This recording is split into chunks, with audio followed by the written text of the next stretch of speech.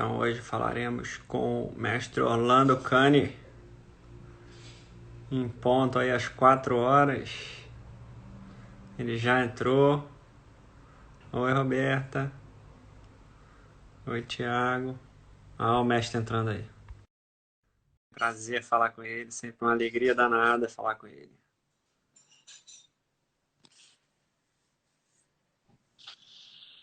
Oi, João. Mestre! Como é que você está com essa barba? Nem te reconheci. Eu tô, mestre. Vou chegar no seu nível aí com essa barba bonita. Vai chegar, vai chegar. Mas está muito jovem ainda. É. E aí, Muito como é que jovem. você... Fala, Quando chegar Marcelinho. aos 84, a sua barba está boa. Pois é, até lá vai fechando os buraquinhos, né? O senhor tem barba Vai, mas desde quando, mestre? essa barba tem 50 e acho que 56 anos. É mesmo? Às vezes me dá vontade de tirar para ver como eu sou ou como eu era.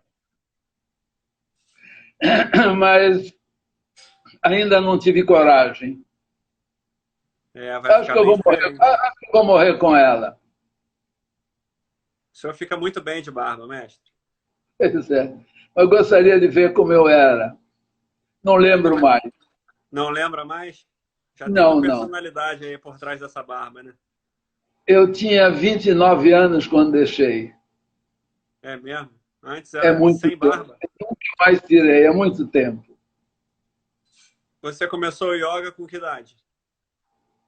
Comecei aos 24 para 25, estava casando. Então logo depois veio a barba. Não, demorou um pouco, demorou 4 anos. 4 anos para vir a barba. 4 anos para vir a barba.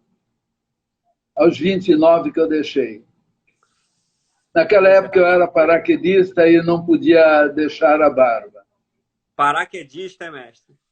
Era paraquedista. Eu não sabia dessa história não, me conta aí. Como é que é isso? Eu fui paraquedista há alguns anos. Eu fui sargento paraquedista, dei 45 saltos e nesse ínterim eu disputei vários campeonatos mundiais até os 29 anos.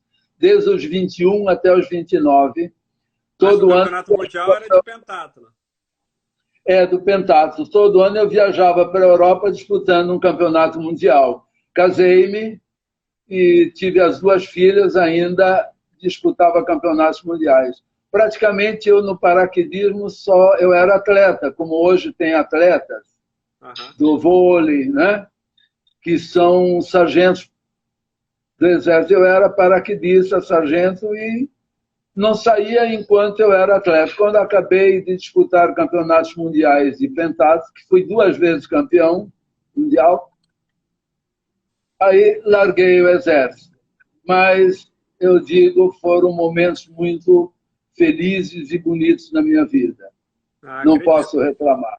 Deu-me uma noção de vida, que eu posso dizer, de ser um cara responsável. Eu, quando fui para lá, não era responsável aos 17 anos e meio. Quanto tempo o senhor passou no exército? Olha, acabei ficando 10 anos, eu acho, 10 ou 11 anos. Disputei praticamente 10 anos de campeonatos mundiais, fui campeão carioca, porque eu fiquei... Aos 20 anos, eu me formei em educação física. E, na realidade, eu não fiquei dentro do Exército. Eu fiquei 10 anos na Escola de Educação Física do Exército, onde eu era professor. Fiquei como professor. Saí de lá, quando saí do Exército, nunca mais dei aula em faculdade. Apenas era convidado pela FRJ, pela Gama Filho, Castelo Branco. Eu dava pequenos cursos. Também no FMU em São Paulo, dei durante alguns anos aulas para pós-graduação e mestrado. Passei quase 10 anos dando aula sobre ginástica corretiva.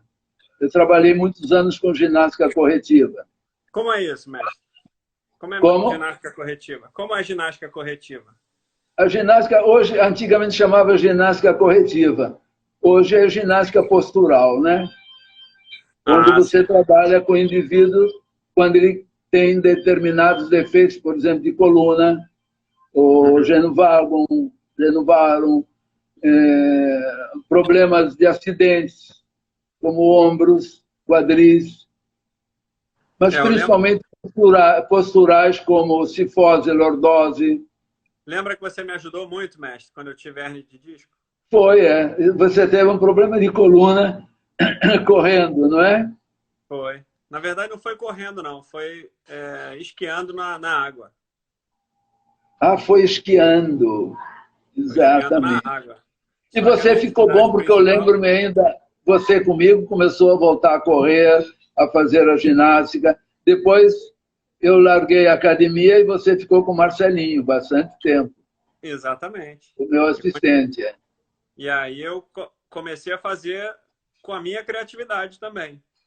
Comecei a fazer sozinho, fazia com o Marcelinho, aí fazia contigo. Né? E aí fui ficando bom.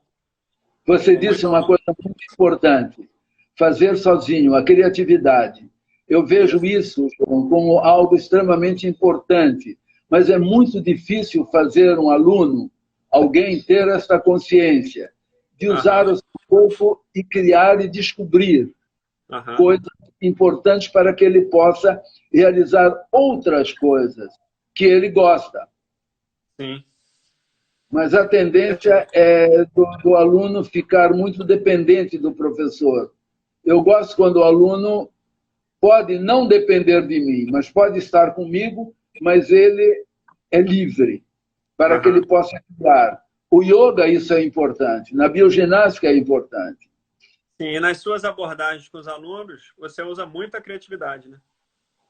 Sempre. Você se lembra disso, que eu falava isso muito para você. Nunca uma Crie. aula é igual a outra, né?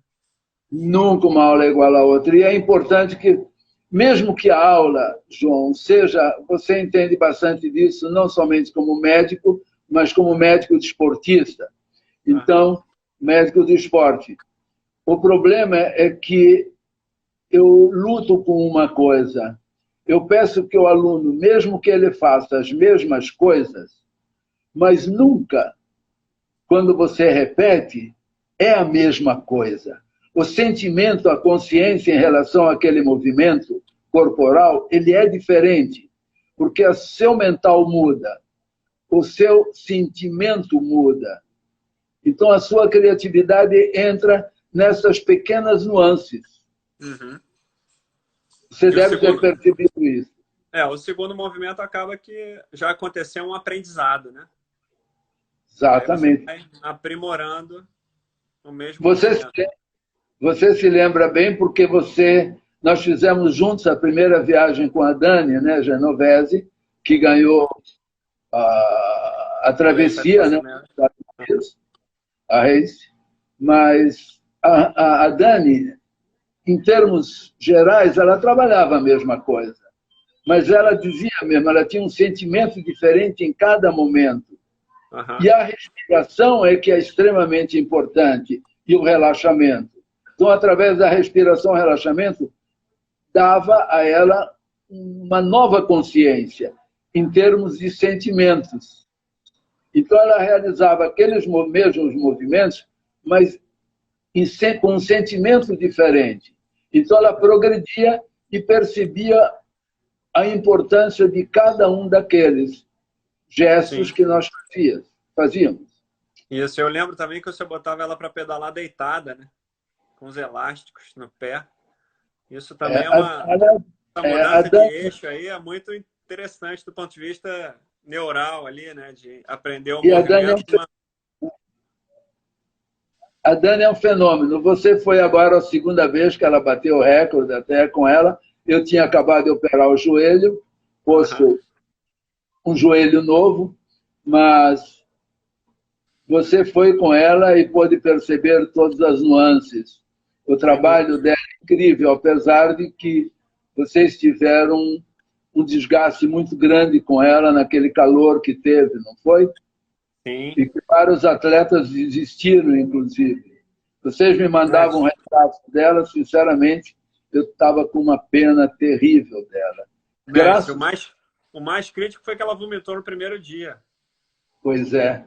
Isso foi o mais crítico. E o mental dela foi muito forte e da equipe inteira também. Né? Mas importante que ela tinha você lá. E, inclusive, eu faço um elogio a você. Muito Da obrigado. primeira vez que nós fomos, você é uma pessoa muito especial. Você Obrigado. não é uma pessoa boa, isso é diferente, ser bom. Você é muito especial, porque você, como médico, você acreditava no que eu falava, no que eu fazia, e você não retrucava. E você é uma pessoa que não só dava assistência a ela e confiança, mas eu vi, você passou 11 dias dirigindo o motorhome. Então, eu passei a admirar você naquele momento muito mais, porque qualquer médico, pelo status, dirá, eu não vou ficar aqui pilotando um motorhome, eu não vim aqui para isso. Né, Portanto, você passava horas e horas e horas pilotando aquele motorhome. Isso, ainda tinha que cuidar dos outros, né? Exatamente. A gente batia a cabeça demais lá, né, mestre? Exatamente. Nós tínhamos que cuidar dos outros, né? Não é? Que estavam sempre com problemas, a E Dani nós era mais dois saudável. aguentando o rojão. E nós dois aguentando o rojão. Então, eu quero te dizer, aquele momento, muito obrigado, porque você foi sensacional, não só para ela, mas para nós todos, viu? Obrigado, mestre. Mas foi um prazer ali ter conhecido toda a equipe, especialmente você também, naquele momento lá. Trazia muita tranquilidade para todos. Ô, mestre, nesse momento de pandemia aí, a pergunta que mais tem chegado para mim, que eu acho que você pode responder muito melhor, é como é que a gente pode fortalecer o nosso pulmão nesse momento aí de pandemia. João. Eu vejo isso como extremamente importante, você saber relaxar, respirar, se concentrar e meditar. E se exercitar, já que você está dentro de casa. Sim. Está estacionado, mas você pode fazer muitas coisas para que você não entre ainda mais em depressão. Porque a respiração é que vai te ajudar a sair desse lance que é muito bravo em relação, digamos assim, a você e às pessoas que te cercam, que são familiares e pessoas amadas, que você gostaria de estar presente, dar um abraço, dar um beijo, principalmente nós que somos habituados a esse abraço, a esse aconchego familiar, né? Inclusive com amigos, né? Chegar, beijar, e isso faz uma falta bastante grande. Agora, a concentração, o problema é que nós temos os 5 sentidos, né? Visão, audição e a nossa querida fala que estamos agora realizando. E temos olhos para ver, ouvidos para te ouvir. E nós não estamos habituados a olhar, a ouvir e a falar. Nós temos uma dificuldade muito grande porque estamos sempre voltados para o exterior. Raramente estamos voltados para nós mesmos. Perfeito. O objetivo de uma introspecção nada mais é que voltarmos para dentro de nós e eu passar a me sentir como ser humano. Eu diria assim, João, nosso mundo está cheio de ideias e conceitos, valores e crenças que nos têm separado uns dos outros, de nós mesmos e até da própria vida. Agora, é interessante, mas também existe um processo, as ideias, os conceitos, os valores e as crenças. O que acontece é que isso provoca um bem ou um mal. O conceito pode ser bom, a ideia pode ser boa, Os valores podem ser bons e as crenças podem ser boas. Mas elas também podem ser ruins, más. Não é verdade? Mas Então, é eu melhor vejo... não ter crenças, mestre? É melhor não ter crenças envolvidas nisso? Não é não ter crenças. Você, veja bem, dentro do yoga, os gurus, os rishis, que são chamados também, eles têm suas crenças, mas não são crenças dogmáticas, radicais. Perfeito. Eles são abertos para todas as outras. É uma forma de religarmos com Deus. Mas cada um vê Deus de uma forma, com um nome diferente. Né? E nenhuma delas está errada. Né? Então, as ideias, os conceitos, valores e crenças acabam brigando por esses conceitos, essas ideias, valores e pelas crenças. Então, exatamente o que acontece conosco, o que está acontecendo hoje com o coronavírus. As ideias são diversas, os conceitos também, os valores e as crenças. Muito bem, isso perturba o indivíduo que está em casa já com determinado medo de sair, de se contaminar. Se nós observarmos um pouco, tanto a contaminação como as mortes fazem parte da nossa vida. Ok? É uma questão de uma visão. Nós um dia ficamos doentes e morremos, e ficamos velhos e morremos. Não sabemos quando. Pode ser que seja um momento, quem morre, de cada um, que era para ser. O infectado, a mesma coisa. Eu não sei, eu estou aqui, estou em casa. Posso, de repente, ter uma pequena saída e ser infectado, porque peguei no portão que alguém tocou. Esqueci, não lembrei-me. Ou vou ao mercado comprar alguma coisa e não percebi que tem 2, 3 infectados.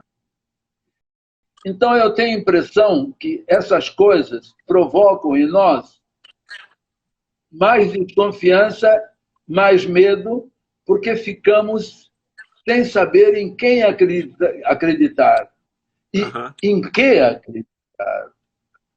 Por exemplo, eu vejo algo extremamente importante como você, para não ter medo, mas ter consciência disso. Em casa, você sentar-se numa pequena poltrona, não precisa ser no chão. Sente-se numa poltrona ou numa cadeira, feche os olhos e procure sentir o corpo. É uma forma de relaxar. Sinta o corpo. Quando você está começando a sentir o corpo, você está o quê? Aumentando a sua concentração. Então, de repente, você começa a perceber seu corpo, as sensações. Já é uma concentração maior. Aí você começa a perceber o ritmo respiratório, a entrada do ar e a saída do ar. E, de repente, então, você começa a perceber que relaxa. Que o seu corpo fica mais solto e a sua mente fica mais relaxada. Se você começar a expirar mais prolongadamente, então eu vou agir sobre um sistema chamado parasimpático, que é relaxante. O parasimpático e o nervo vago é que provocam relaxamento físico e mental. Isso é biológico. Enquanto que o simpático, o sistema simpático, ele é estimulador. Sim. Ele é mais agressivo. Quando você faz um movimento, recebe uma informação, como, por exemplo, através do coronavírus, que seja mais amedrontador, seja mais forte em relação a tantos mortos, tantos infectados, e que pode acontecer isso, isso, isso. Aí vem o outro falando, essas dúvidas criam em você um pequeno, médio ou grande estresse. Esse pequeno, médio ou grande estresse vai provocar um aumento de quê? Do hormônio do estresse, o cortisol. Aumentando, estimulando o cortisol, mas quando o cortisol entra em ação, Adrenalina e noradrenalina já foram estimuladas, porque houve um estímulo do simpático. E o simpático vai ao hipotálamo, o hipotálamo à hipófise, e a hipófise vai para a suprarrenal e provoca uma descarga de adrenalina e noradrenalina, e junto o cortisol, que é o hormônio do estresse. Tanto que a Organização Mundial hoje comprovou que 90% da população mundial sofre de estresse. Então, por isso que o relaxamento, respiração, concentração, meditação é extremamente importante. Se eu estou sentado e eu começo a sentir meu corpo, fecho os olhos e começo a perceber que o meu corpo está um pouquinho agitado, um pouquinho tenso nos ombros, no queixo, na boca, no meu ventre, eu começo a relaxar e começo a sentir a entrada do ar, a saída do ar. Aí eu começo a deixar que o ar se prolongue na expiração. Eu começo, então, a posição deitado ou sentado faz diferença nesse momento? Não, tanto, por isso estou dizendo sentado. Deitado ou sentado, não faz diferença. É que você sentado acaba partindo automaticamente para uma meditação futura. Sim. A meditação só acontece quando você está realmente em harmonia. Uhum. Disso não acontece. Às vezes as pessoas pensam que a meditação, você chega, se senta, aprendeu a meditar e começa a meditar. Não. O objetivo principal, inicial, é acomodar-se, harmonizar-se, equilibrar-se interiormente para que em um momento qualquer, não hoje, mas pode ser amanhã, depois da manhã, em um momento X, você entrar num estado meditativo, que você vai sentir nada mais, nada menos que um estado de harmonia, até às vezes de euforia. Então, nesse momento, você não está mais pensando no coronavírus, nem no mal que ele pode causar, nem no bem que ele pode causar você fazendo A, B, C, D, lavando. Não, você entra num estágio de uma mente quase como, às vezes, dizem dentro do budismo, vazia. Mas você esvazia a mente das coisas que estavam te perturbando. Uhum. E, mestre, tem tempo mínimo para fazer? Tempo mínimo ou máximo para fazer isso? Esse é o problema do tempo. O tempo não existe. Tá? Esse aqui e agora que é importante, tempo e espaço. O tempo, você pode ter 1 minuto e realizar. Você pode ter 3 minutos, faça. Você tem 30 segundos, fecha os olhos. Entendi. Mas não, nós quando temos um tempinho X, nós não nos comunicamos conosco mesmo. Essa comunicação comigo mesmo fica fora através de quê? Das mega informações.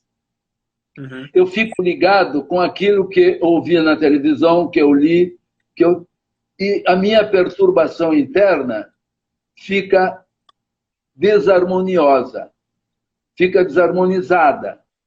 E eu entro, então, às vezes, num pequeno estresse, ou grande estresse, ou, às vezes, até quem tem uma tendência à síndrome do pânico. Nesses momentos, a síndrome do pânico é um perigo. Sim. E a síndrome do pânico só pode ser resolvida mesmo através da respiração, a não ser que um remédio X, entendeu, vai causar um efeito para ele poder compreender e praticar mais a respiração e o relaxamento, quando ele está em alto nível. Quando ele está em alto nível... Muitas vezes a cura está dentro da gente mesmo, né? Ô, mestre, tem hora melhor para fazer isso? Antes de dormir, o João falou aqui que meditar um pouco antes de dormir ajuda a dormir, é verdade? Veja bem, a respiração ela te leva a uma possibilidade de um sono mais reparador. E se você estiver dormindo e acordar e ficar preocupado em dormir, aí que você não dorme. Alguns levantam e começam a ler até pegar no sono, mas você cria um hábito disso, não deve. você deve pegar e relaxar. Se as coisas estão muito pretas, isto é, você está com uma insônia um pouco forte, agitada, sente-se na cama e começa a respirar um pouco. Inspira e expira prolongadamente. Inspira, deixa o ar entrar, observa e deixa o ar sair mais longo. Aí cruza as pernas, baixa um pouco a cabeça e fica um pouco relaxado. Depois deita com as pernas flexionadas ou mesmo esticadas, coloque as mãos sobre o abdômen e sinta a respiração abdominal, que é a diafragmática. Uhum. Não é? E você vai, de repente, você pega no sono. Mas você deve treinar isso durante o dia. Você não deve fazer uma coisa que você aprendeu. Pô, hoje o professor Orlando me ensinou esta. Uhum. Poxa, eu nunca fiz, vou fazer agora. Não. Você tem que criar um hábito, que é um condicionamento a lapso de tempo, é matemático, que é a prática.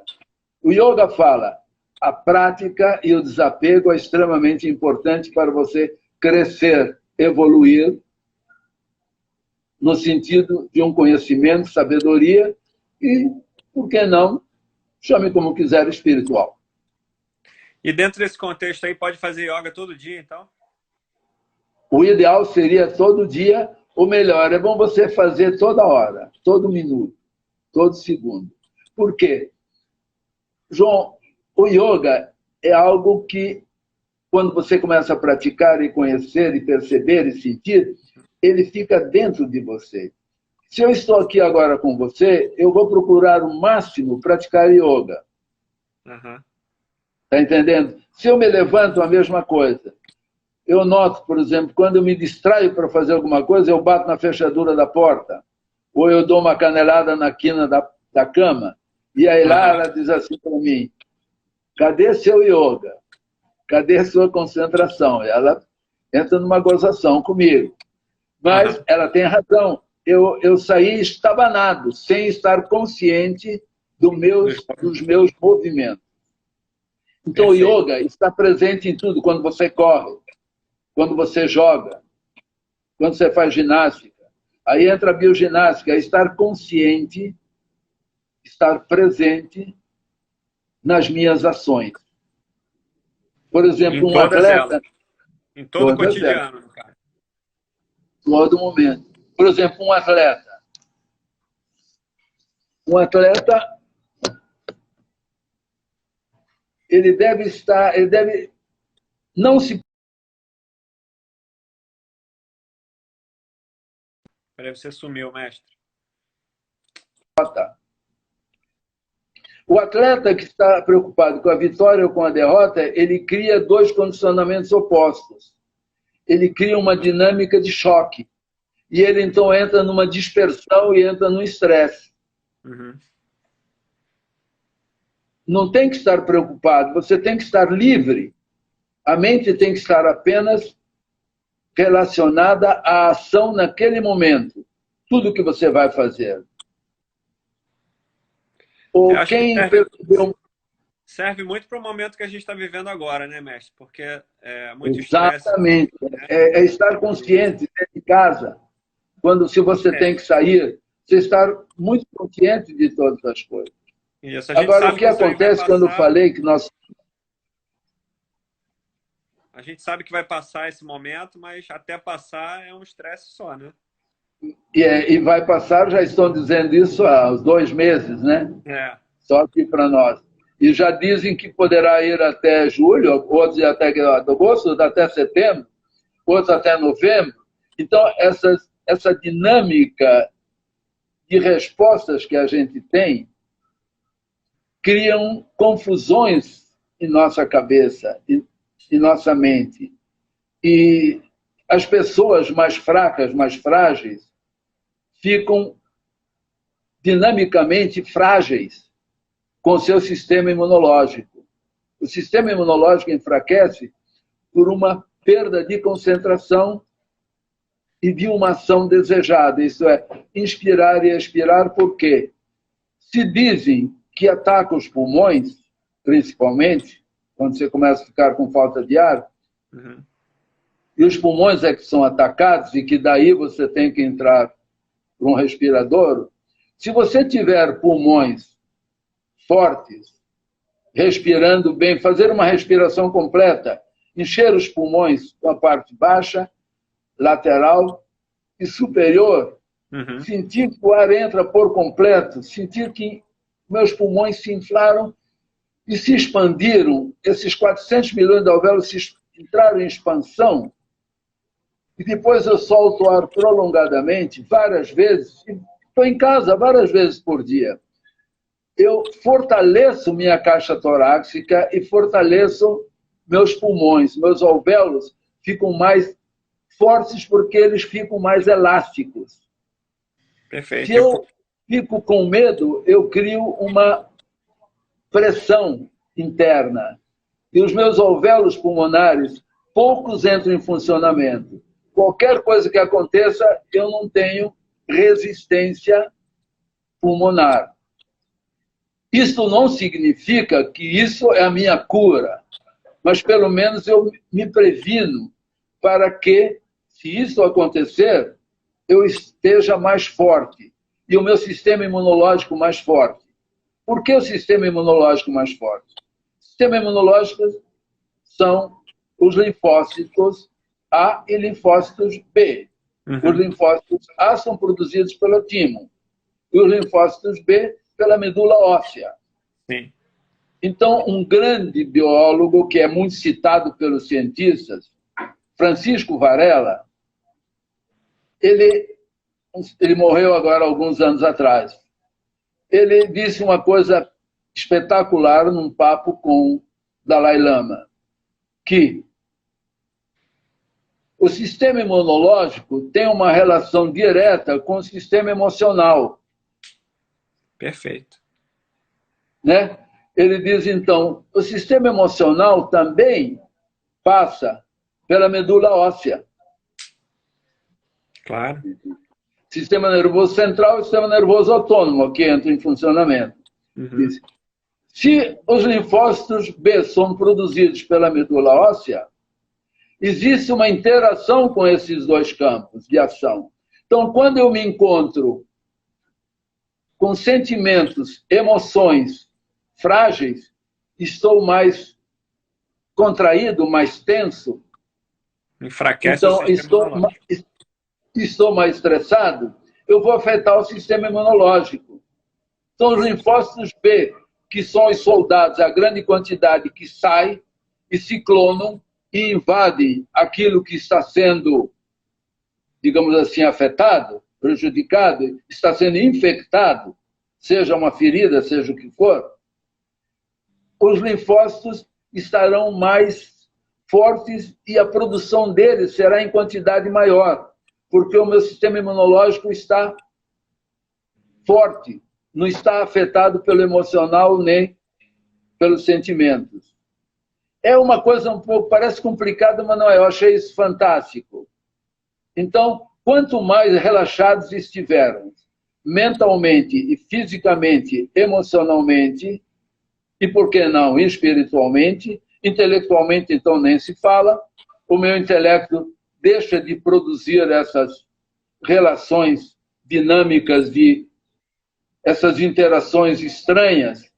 E será que sim, será que não? Pô, fulano disse isso, fulano disse aquilo, mas é ciência, o cientista falou uma coisa, o outro cientista outra, o infectologista isso, o pneumologista aquilo. E assim, então, as pessoas que estão em casa ficam confusas e ficam frágeis.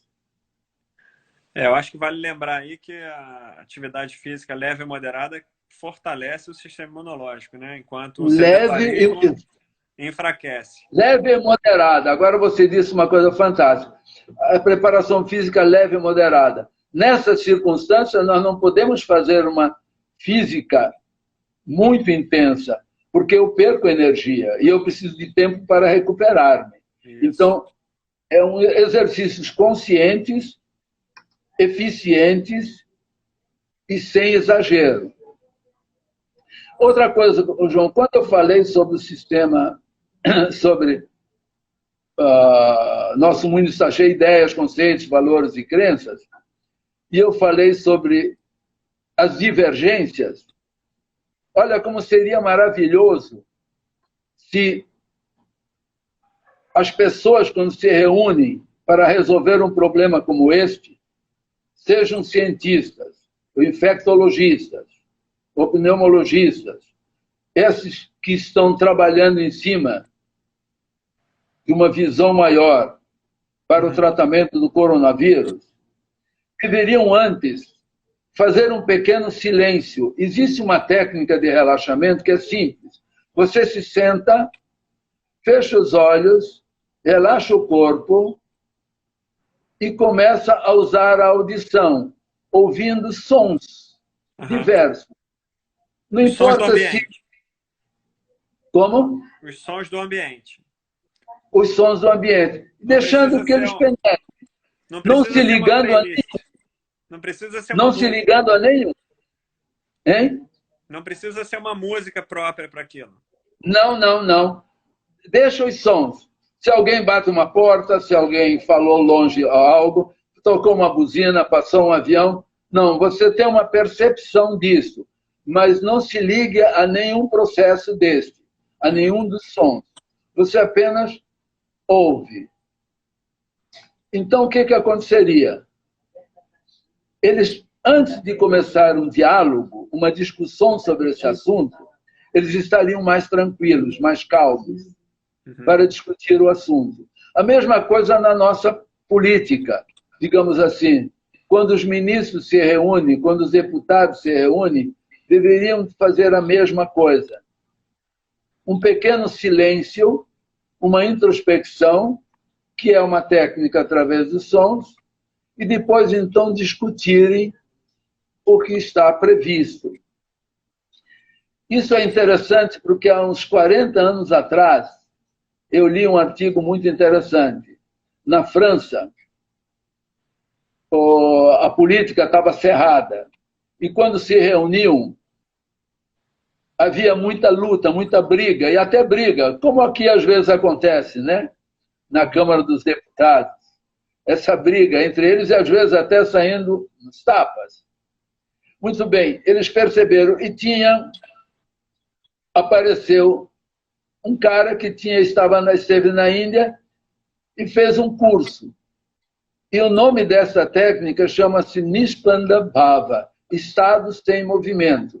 Ensinou a eles e explicou: olha, vocês estão começando já agitados, já o que tem na cabeça, para discutir, e não vão chegar nunca a um denominador comum.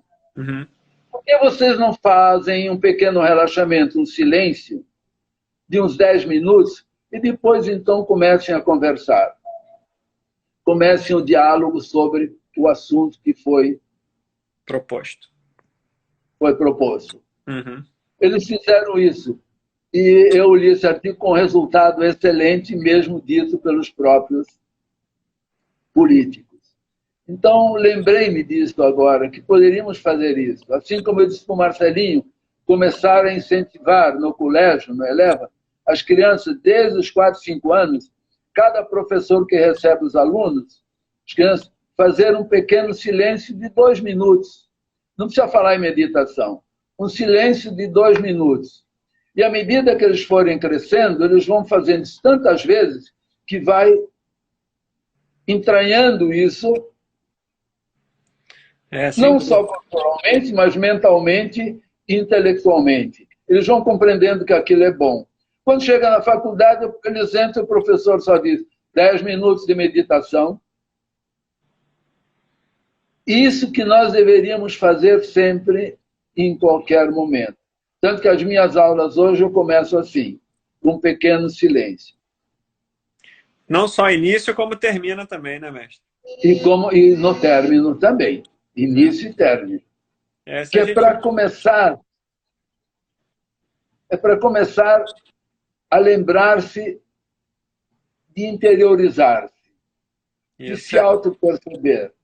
Se a gente fizesse mais isso, a gente tomaria melhores decisões, né, na nossa vida, sem dúvida. Muito, as decisões seriam melhores, exatamente. Não é?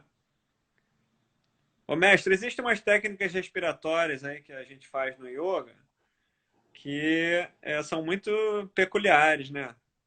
Pois é, a respiração diafragmática ela é extremamente importante porque é a parte maior dos pulmões, parte baixa. Né? Os pulmões vêm como se fosse um triângulo, né? Vem aqui, baixo. A parte superior, que é o ápice dos pulmões, é a subclavicular, respiração subclavicular, que é muito pequena, ela é curta. Ela é usada geralmente quando você está cansado, ou tenso, ou estressado. Uhum. Que você faz assim, levanta os ombros. Uhum. Esta, ela deve-se evitar, só usá-la como um treinamento. Agora, a intercostal, que é maior que a superior, é intercostal, que é a mediana. Eu abro as costelas. Quando eu mando o aluno fazer essa respiração, ele não consegue. Ele usa a baixa ou a de cima, porque ele não sabe abrir as costelas, ele não consegue. Uhum. É colocar as mãos e abrir as costelas, fazer força para abri-las. Vai sentir que o ar entra. E faça uma pequena pressão com as costelas, que elas fecham e o ar sai. Isso é para começar a atuar sobre os alvéolos dos intercostais, a parte mediana dos pulmões. Uhum. E a parte baixa do diafragma, eu solto a barriga um pouco para frente e solto o ar, a barriga vai para dentro, que é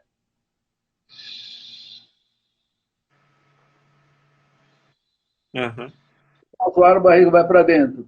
É simples a respiração. Essa eu posso fazer sentado, deitado, até em pé. Posso fazer deitado com as pernas flexionadas. Flexiono as pernas, coloco as mãos pouco abaixo do umbigo e sinto a inspiração e a expiração chamada diafragmática ou abdominal. Essa é a respiração mais importante. Por exemplo, se você sofre de insônia, quando você vai dormir, o ideal é que você flexione um pouco as pernas, coloque as mãos sobre o abdômen, mais baixo, e faça a respiração suave. Depois as pernas se esticam, você relaxa e continua. Você vai notar que pega no sono rapidamente. Tá? Sim. Eu faço isso há anos e anos e anos. A Hilária que diz, poxa, eu estou conversando com você e daqui a pouco você não responde mais. Porque eu estava fazendo a respiração e apago. Se de noite eu acordo, que eu me viro muito, eu acordo, eu faço essa respiração abdominal. Uhum. Mestre, Ou às vezes, se a minha... o que me impressiona é que a gente vai perdendo, apesar da gente respirar o tempo inteiro, né? Porque faz parte do nosso sistema nervoso autônomo, quando a gente quer tornar a respiração um ato voluntário, a gente acaba perdendo coordenação motora, né? Exatamente, João. Você vai perdendo, porque como ela é automática, eu não me preocupo. A coisa mais importante em meu corpo, no meu ser, é a respiração. Você vê, você está às vezes no ambiente com 500 pessoas, num teatro, estão todos respirando. Olha que coisa fantástica. Pois é. Que coisa fantástica. Mas se você fechar tudo, e desligar o ar-condicionado, e você ficar lá dentro 10, 12, 15, 20 horas, você vai começar a sentir falta de ar. Talvez muito antes. Alguns com 2 horas já estarão, com 1 hora já estarão com falta de ar. Por quê? Geram estresse. Uhum. Porque quando eu sinto uma pequena falta de ar, geram estresse. E é interessante também porque quando eu medito, me sento e fico quieto, sinto meu corpo e sinto minha respiração, a minha respiração fica mais lenta, porque eu não estou consumindo oxigênio. Nesse momento não estou consumindo oxigênio. Então o que acontece?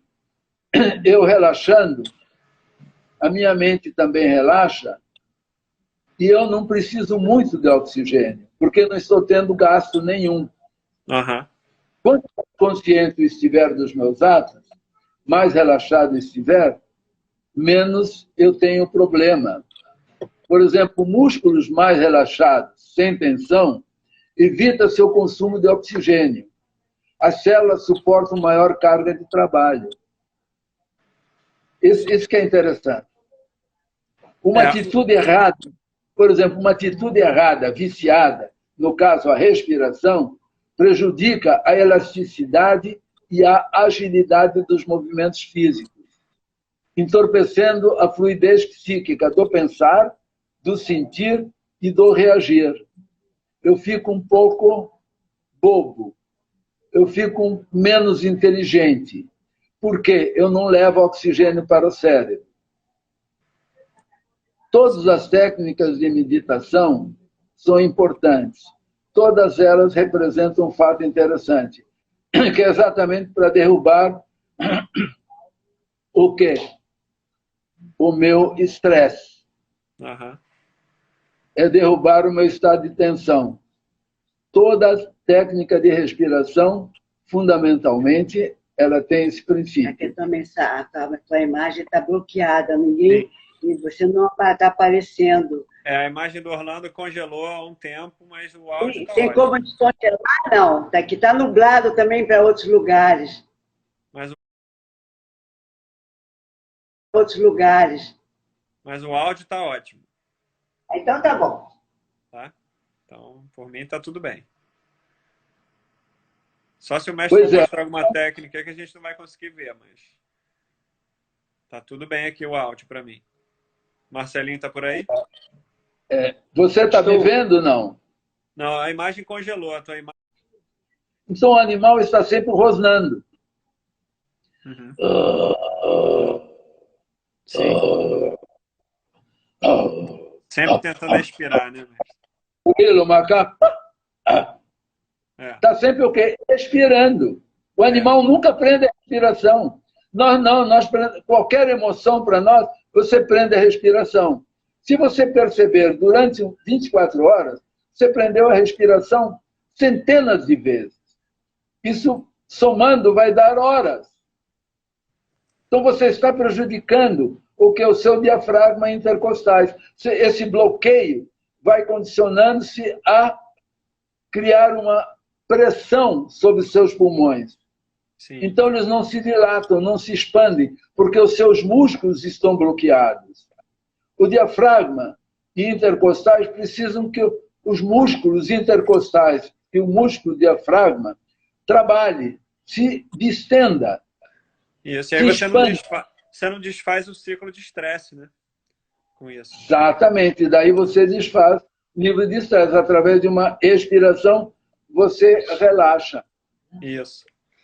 Mestre, o Paulo Célio está perguntando Desculpa aqui um segundo, para a gente voltar com a imagem. A gente vai sair, mantenha-se ao vivo. Conseguir um equilíbrio da alcalinidade e acidose. Como o meu sangue é 7,4 e não 7 é neutro, 7,4 é alcalino. Isso. Então eu vou o quê?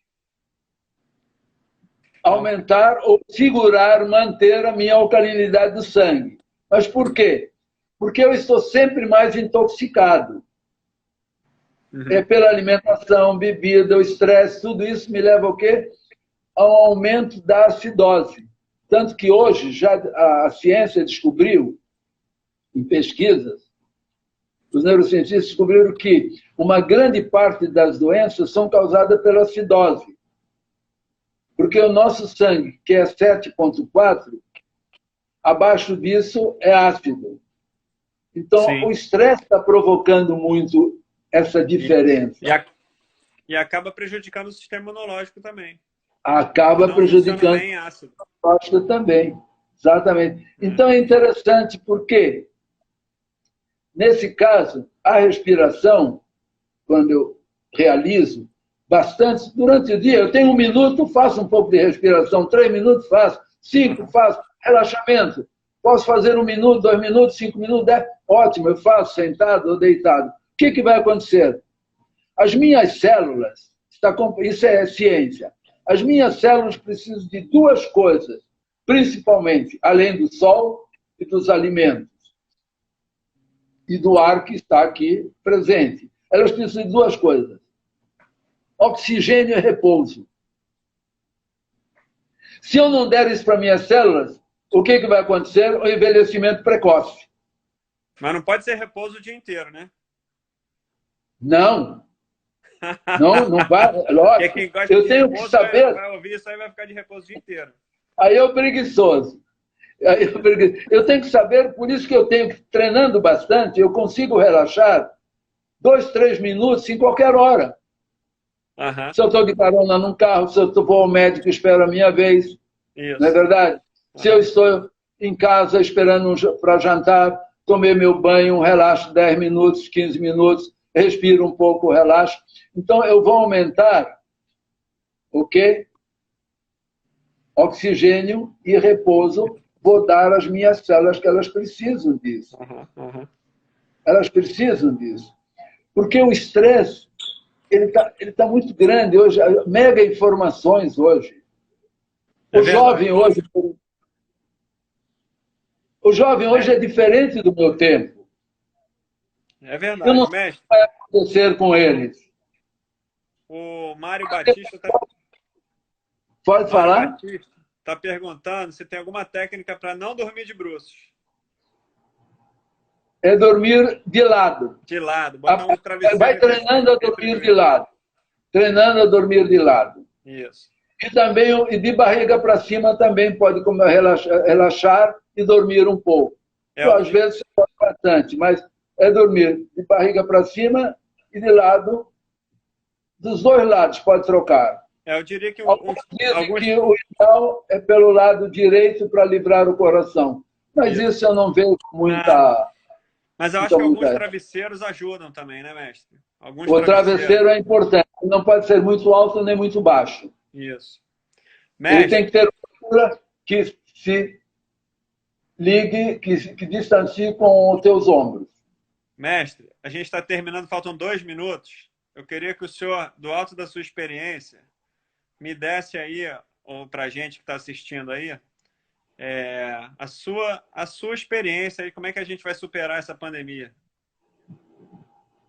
Olha, como nós comentamos aqui, está difícil porque as instruções, os diálogos entre os entendidos está também um pouco confuso.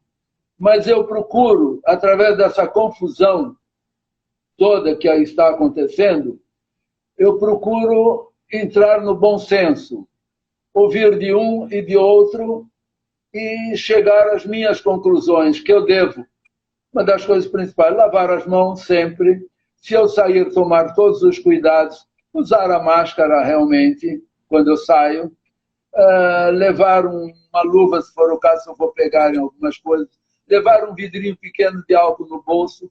Se você pegar em algo que desconfia de alguma coisa, jogue logo um pouco de álcool e passe nas mãos. Mas não pode ficar em